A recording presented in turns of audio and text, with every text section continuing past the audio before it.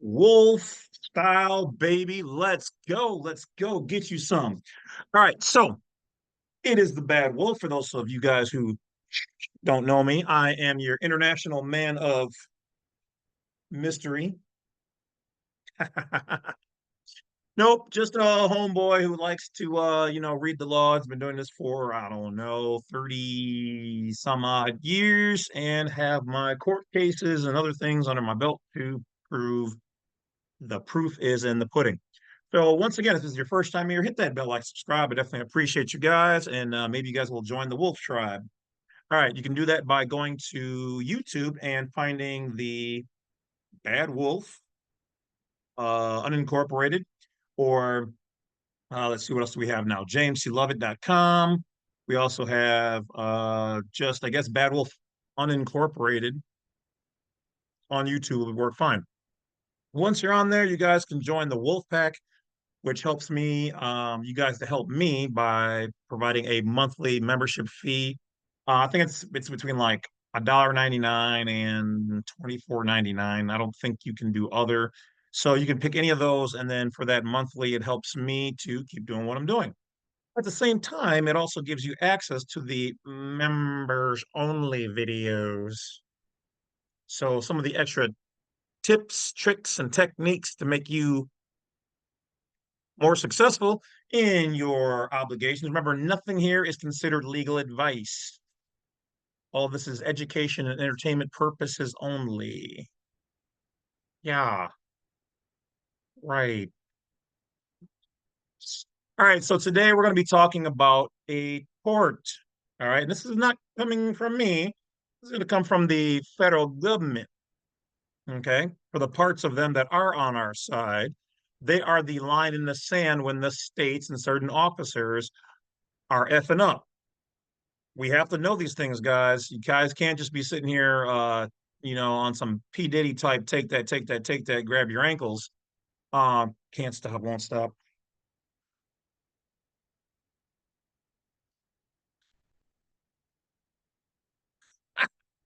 All right, so let's take a look. Remember, guys, as always, you can join me on JamesCLovett.com or Bad Wolf Unincorporated or BlackSite32.com. And on there, you guys can join the newsletter. So you guys can find out about when I'm doing the seminars, the free ones and the paid ones. There's lots of different services, options, free downloads coming out of your yin yang on there. If you don't find something good on that website, then you must be one of the elite because everybody I know could use something on there.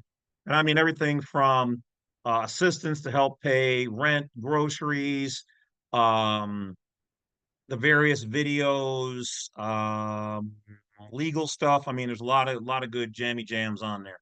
But without further ado, let's get on it.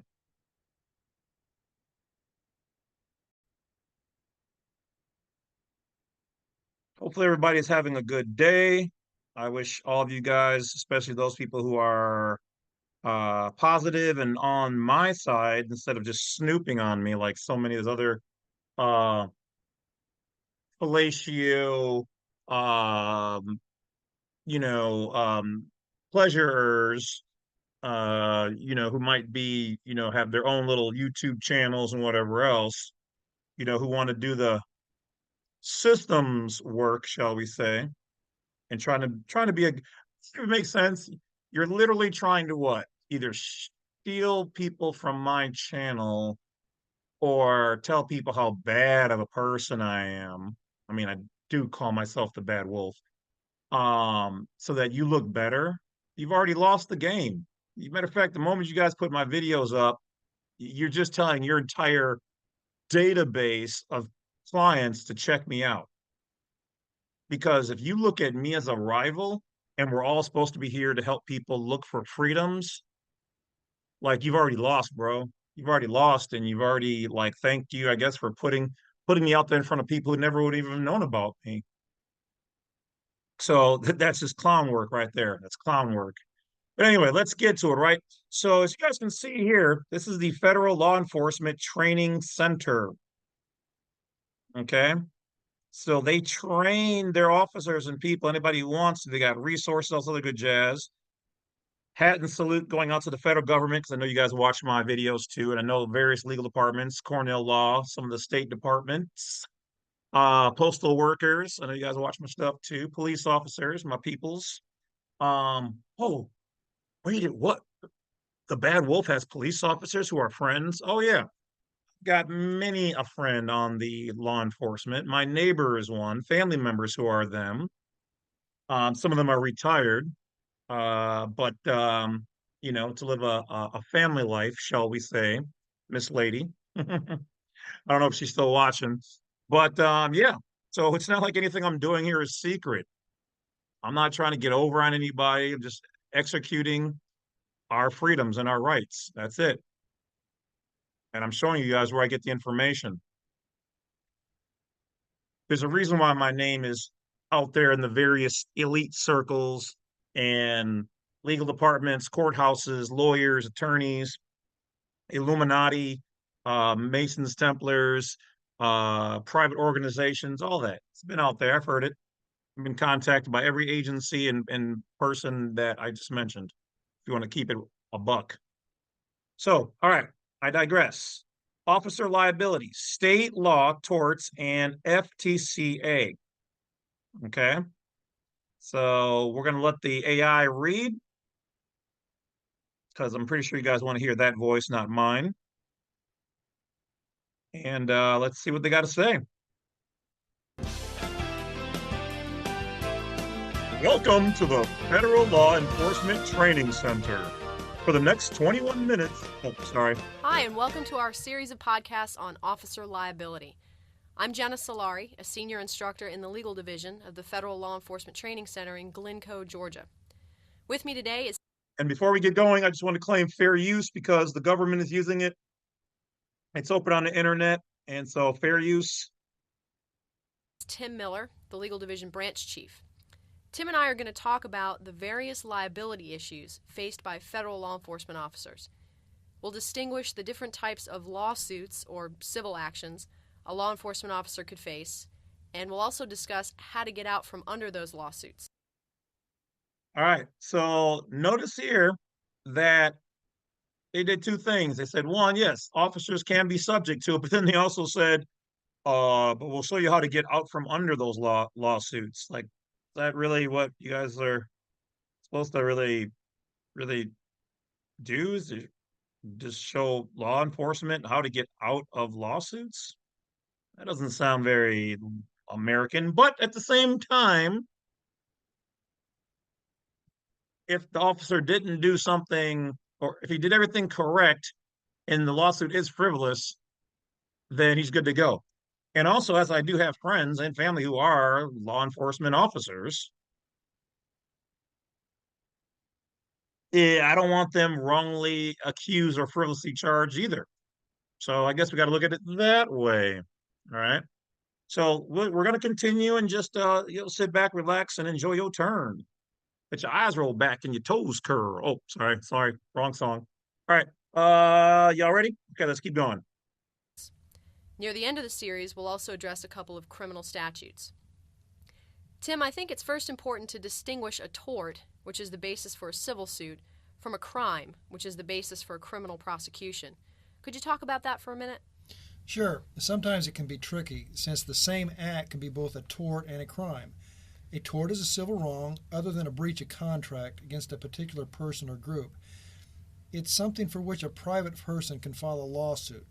Now, let's assume you live next door to me. You're doing some construction in your yard and you're being pretty careless about it. Because you're not being as careful as you should, you knock down a large part of my fence, which cost me a lot of money to put up. When I ask you about it, you refuse to pay to have it fixed. If it's important enough to me, I'll file a lawsuit to force you to reimburse me for the damage. The state really doesn't get involved because the dispute is between you and me. The lawsuit would be captioned Miller versus Solari. I'm the plaintiff and you're the defendant. If I win, you'll have to pay to fix my fence. That monetary award is called damages. The court could also issue an injunction, which is an order to do or not to do something. In this case, the court might issue an injunction telling you to stop doing construction within so many feet of my property line. Now, a criminal prosecution is something totally different. In a criminal action, the government brings the charges. Let's say when I confront you about knocking down my fence, you get angry and punch me in the nose. I call the police and you're charged with the state crime of battery. Even though I'm technically the victim, we regard crimes as wrongs against society as a whole.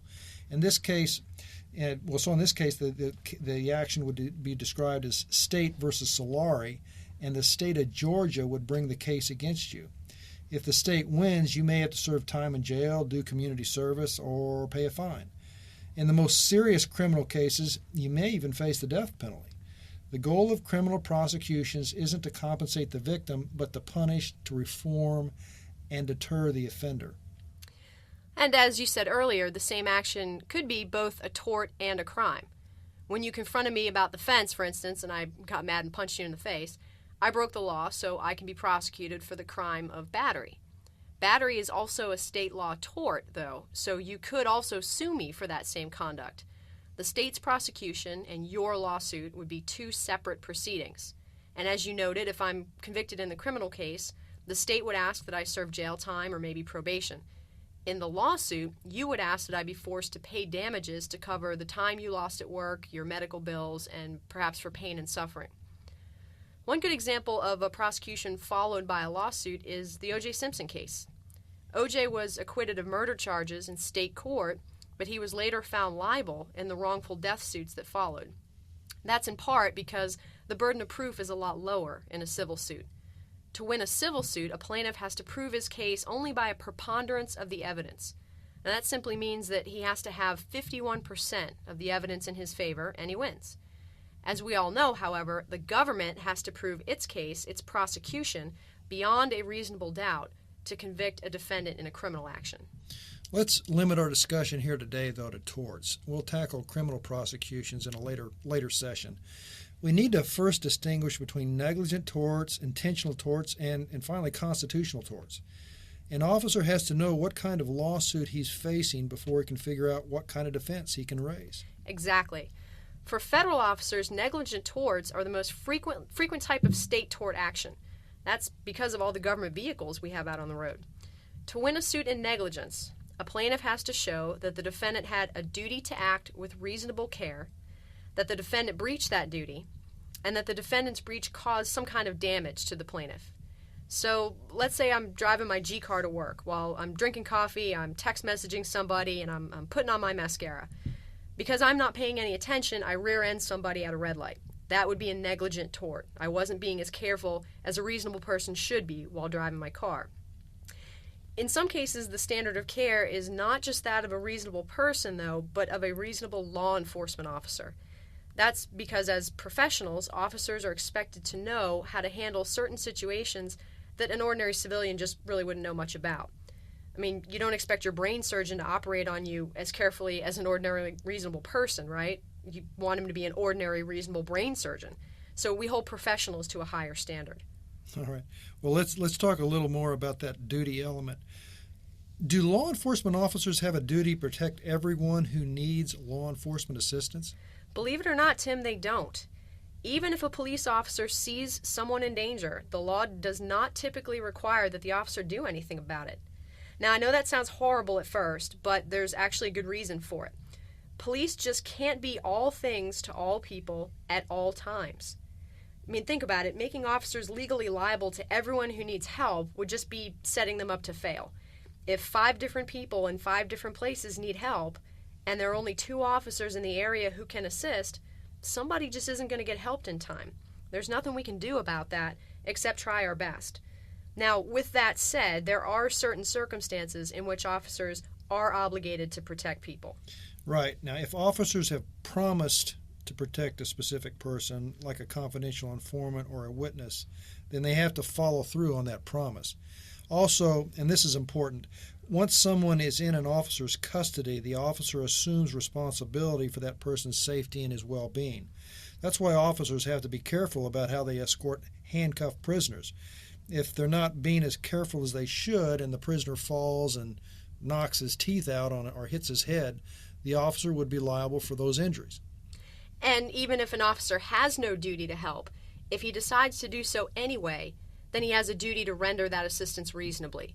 In other words, if an officer sees someone having a heart attack and volunteers to perform CPR, the officer needs to do that capably and reasonably, or he may be responsible for any injuries he causes if he fails to do the procedure properly. I've heard about some states and the federal government enacting Good Samaritan laws to help protect officers in those situations.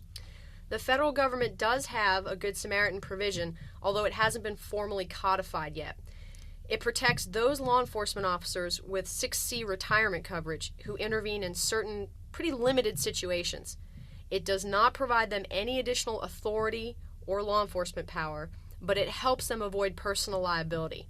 We can talk about the Good Samaritan statute a little bit more when we discuss the Federal Tort Claims Act. Okay, so we've defined negligent torts. Again, a negligent tort would be something like a car wreck in the G-ride when an officer isn't driving as carefully as he should, or letting a prisoner in handcuffs fall down the stairs. Now let's define intentional torts. Okay. Intentional torts are also a creature of state law. To win a lawsuit for an intentional tort, a plaintiff has to show that the defendant intentionally, but without authority, committed an act that caused some kind of reasonably foreseeable damage to the plaintiff or to the plaintiff's property. Some examples of intentional torts would be battery, assault, false imprisonment, false arrest, trespass to land, and damage to personal property. Notice that some of those could also be prosecuted as crimes in that separate criminal action. So if an officer makes an arrest without probable cause or uses force in a situation that doesn't call for it, he could be sued under state law for false arrest or battery? Right. Those actions could be constitutional torts too, which are an entirely different animal. Constitutional torts are those actions committed by government agents that violate a right guaranteed by the U.S. Constitution. So in the example you just gave, arresting someone without probable cause would be a false arrest under state law and would also violate the Fourth Amendment's prohibition against unreasonable seizures. Using force where it's unwarranted would be a battery under state law and would also be excessive force under the Fourth Amendment. We have to look at these separately. Negligent and intentional torts are matters of state law, which are handled one way. Constitutional torts involve violations of federally guaranteed rights, so they're handled in an entirely different way. I think that's a really important distinction. Officers can assert one kind of defense against state law claims for negligent or intentional torts, but have to assert a completely different defense against federal claims for constitutional torts. That's right. We're only going to talk about suits for negligent and intentional torts today. And again, those are based on state law. We'll tackle constitutional torts, which involve federal law, in our next podcast. Okay, to understand an officer's defense against negligent intentional torts suits, we've got to cover a little bit of history first. Until 1946, a person who was injured or had his property damaged by a federal employee couldn't sue the United States government for those damages. That's because the federal government has sovereign immunity, which means it can't be sued unless it specifically agrees to be sued. So an injured party's only recourse was to sue the federal employee himself. That wasn't always very satisfying since, lots of federal employees have, shallow pockets. The other way to get some money was for the injured party's congressman to introduce a special bill in Congress. In 1946, the federal government agreed to waive part of its sovereign immunity so plaintiffs could sue it and recover money for their injuries or damaged property. Well, it's important to note that this was a huge win, both for injured parties and for federal employees. Under the Federal Tort Claims Act, or the FTCA, federal employees are absolutely immune from suit for negligent or wrongful acts they commit while they're acting within the scope of their employment. That means they can do their jobs without having to constantly worry about being sued for negligent or intentional torts. At the same time, the public now has some recourse in case they're injured by a federal employee. They can sue Uncle Sam. So federal employees are absolutely immune from suit for negligent and intentional torts they commit while acting within the scope of their duties. The only way to recover for those torts is against the United States government. Does that mean the government will always pay the damages? Not always. The government has agreed to pay for the negligent torts of all its employees as long as they're within scope when the act occurred. The government will also pay for certain intentional torts of its investigative and law enforcement officers. Who's considered a law enforcement officer for purposes of the Federal Tort Claims Act? A law enforcement officer for purposes of the FTCA is anyone who can make arrests for violations of federal law or seize evidence or execute seizures. If you qualify, then Uncle Sam will pay for intentional torts like assault, battery, false imprisonment, false arrest, malicious prosecution, and abusive process if those torts were committed while within scope. Limiting that intentional tort provision to law enforcement officers makes sense if you think about it. The federal government asks its law enforcement officers to arrest people, conduct searches, and seize evidence. And as we know, that often involves doing things like grabbing people, knocking them down, hitting them with an asp, whatever. So you'd expect law enforcement officers to be doing things that look like intentional torts. On the other hand, a person who gives out checks at the Social Security office shouldn't be grabbing anybody or knocking them down or hitting them with sticks. Uncle Sam just doesn't ask them to do that, so the federal government's not going to pay when they do. So let's talk about how this works. Let's say you're a federal law enforcement officer and I'm someone you want to arrest. When you attempt to arrest me, I resist because I don't think your arrest is lawful. You hit me with your baton during the course of the arrest and, well, you break my leg. Eventually, I file suit against you in state court for the intentional torts of false arrest and battery. What's going to happen? Well, now, first of all, the FTCA will only provide me immunity from that lawsuit if I was acting within the scope of my employment when I arrested you. So, first, the director or the head of my agency will initially have to determine whether I was within scope. That decision will be made primarily based on my federal enabling statute, which defines my agency's authority and its jurisdiction, and will also be based on my agency's policies.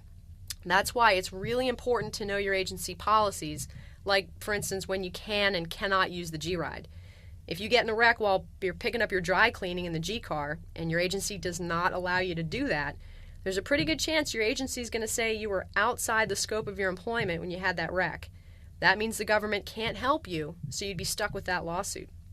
Anyway, in this example, once the agency head makes a decision about whether I was within scope, then he'll forward that determination to the U.S. Attorney, who will then pass it along to the United States Attorney General for certification.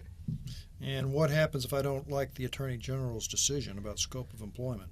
The within scope determination can be appealed to the U.S. District Court, where it would be reviewed based on the state law where the action occurred. What if you're not within the scope of employment when you arrested me?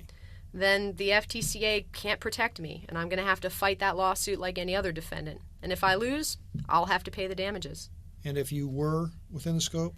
Well, that's where the FTCA kicks in. If I'm within scope, then I'll be removed as the defendant, and the U.S. government will step in and take my place in that lawsuit. My participation in that lawsuit is done, and if you're awarded damages, the United States will pay. But of course, the United States government isn't going to allow itself to be sued in state court. The lawsuit's going to be removed to the federal district court if the U.S. becomes the defendant. Oh, absolutely. Since the U.S. government created the Federal Tort Claims Act, it gets to make the rules. One of the rules is that if Uncle Sam's going to be the defendant, this case is going to be heard in federal district court. Uncle Sam's going to be sued on his own turf. The other rules are that the case will be heard by a judge alone, no jury. Also, the federal government will pay compensatory damages, which means the government will pay whatever the injury or damage is actually worth. It won't pay punitive damages, though, and the government won't pay your attorney's fees. Well, I guess it's still better than suing you since I know you really don't have anything. Yeah, unfortunately, you're right. There's another important rule to remember, too, though. A plaintiff who wants to bring a lawsuit against the government under the FTCA has to jump through certain hoops before he can get that lawsuit all the way into a courtroom. Right. I have to present the claim to your agency first to give the agency a chance to either settle the claim or deny responsibility. Exactly. And you only have 2 years from the date of the alleged tort to do that. If you wait too long, you lost your chance. Now, you talked earlier about the Federal Good Samaritan Act. How does that play into all of this? Well, as I mentioned before, it doesn't give federal officers any additional authority to act. It's important to remember that. All it does is broaden the scope of employment to cover certain actions that might not technically be allowed under the officer's federal enabling statute. Let me back up and explain enabling statutes. Each federal agency is created by a federal statute, and that's what I keep referring to as enabling statutes. The enabling statutes define the authority and the jurisdiction of each agency and its employees. Some agencies can only investigate certain types of federal crimes. So when I was an NCIS agent, for instance, I could only investigate crimes that had some connection to the Department of the Navy. Other agencies are limited not by the types of crimes they can investigate, but by geographical boundaries, like the United States Park Service. There may be a time when a federal officer or agent wants to help, but is technically not granted that authority by his enabling statute or by state law. That ordinarily means that the federal officer is exposing himself to some personal liability if he acts. The good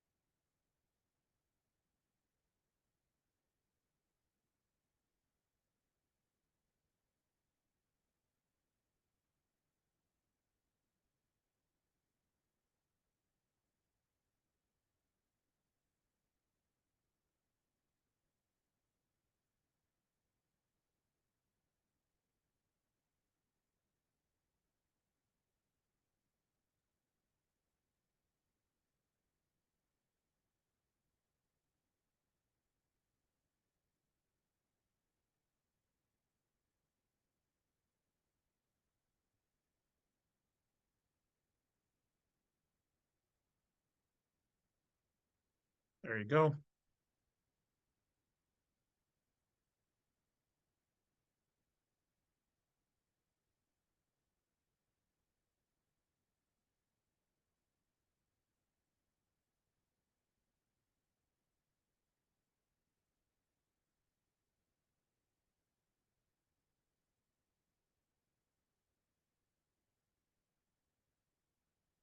There you go. There you guys go. All right. So don't mind me for 1 second here. Just seeing what other things I got going on.